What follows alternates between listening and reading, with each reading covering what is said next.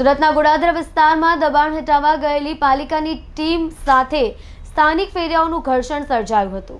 અધિકારીઓ સાથે થયેલા ઘર્ષણ બાદ પોલીસ બંદોબસ્ત ગોઠવી દબાણ દૂર કરાયું હતું।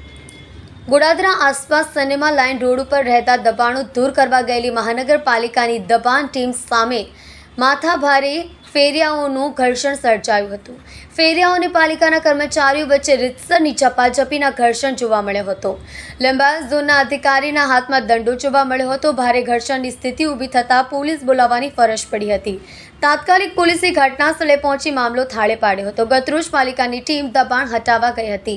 પાલિકાના સૂત્રોએ જણાવ્યું કે ગોડાદરાના સુપર સિનેમા રોડ 0 દબાણ રૂટમાં હોવાથી લિંબાયત ઝોન દ્વારા સોમવાર સાંજે ડ્રાઈવ શરૂ કરાઈ હતી। લારી ગલ્લા અને પાથરણા ઉપાડવાની કામગીરીને જોતા જ રોડ પરથી માલ સામાન ઉપાડી ફેરિયાઓએ દોટ મૂકી હતી।